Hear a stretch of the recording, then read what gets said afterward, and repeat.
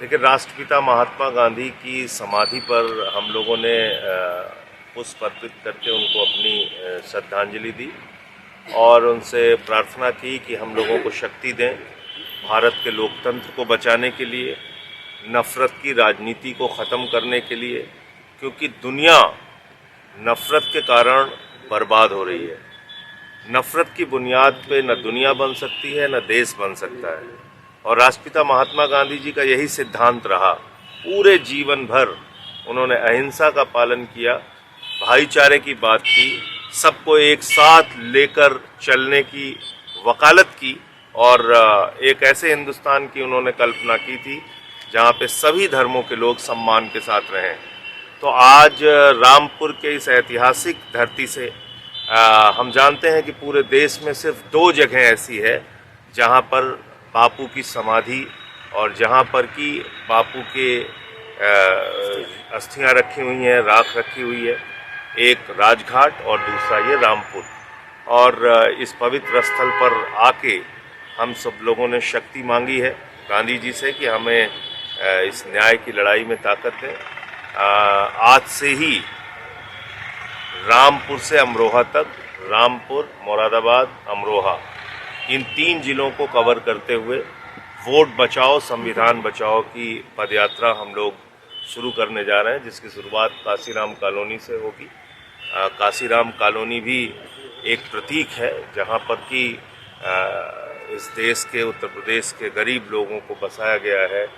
वो वहाँ पे रहते हैं, उनकी अपनी ज़िंदगी की दुश्वारियाँ हैं। तो एक प्रतीक के रूप में वहाँ से इस पदयात्रा की शुरुआत होगी और अमरोहा में, मुरादाबाद होते हुए अमरोहा में इसका समापन होगा। वोट का अधिकार जिस तरह से छीना जा रहा है, अभी हम लोगों ने देखा लगभग 97 लाख वोट तमिलनाडु में काट दिए गए। तैयारी है कि उत्तर प्रदेश में 3.5 से 4 करोड़ वोट काट दिए जाएंगे। तो जब इतने वोट ही कट जाएंगे तो फिर लोकतंत्र का क्या मतलब रहेगा। जो अधिकार गांधी जी की बदौलत, बाबा साहब की बदौलत, हमारे महापुरुषों की बदौलत, शहीद आजम भगत सिंह की बदौलत हमको मिला है, शहीद अशफाक उल्लाह की बदौलत हमको मिला है, उन अधिकारों का क्या होगा। तो वोट का अधिकार बचाने के लिए और भारत का संविधान बचाने के लिए आए दिन भारत के संविधान पे हमला हो रहा है।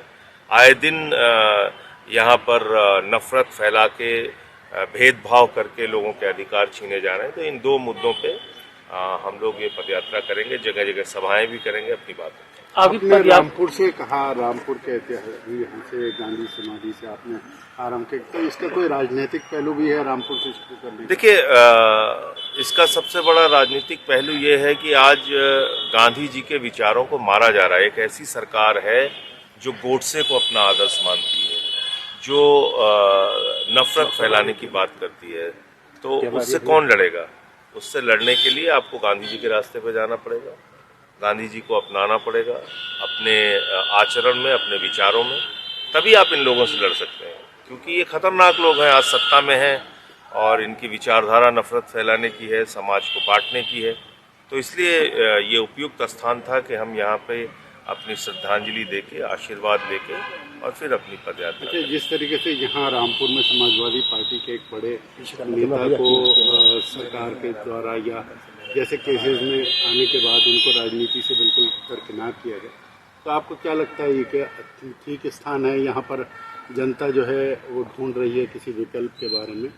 और देखिए ऐसा है कि ये सरकार जब से आई है वो निश्चित रूप से अत्याचार तो कर रही है समाज के हर वर्ग पे, और विशेष तौर से जो माइनॉरिटीज़ हैं, मुस्लिम्स हैं, दलित हैं, पिछड़े हैं, उन लोगों के ऊपर विशेष तौर से आप देखने को मिलेगा आपको कि अत्याचार, बुलडोजर कभी चला देना, कभी फर्जी मुकदमे लिख देना, कभी फर्जी इनकाउंटर कर देना, ये तो हो ही रहा है प्रदेश के अंदर। तो जब हम वोट बचाओ और संविधान बचाओ की बात कर रहे हैं तो हम ये सारे मुद्दे इस यात्रा के दौरान उठाएंगे।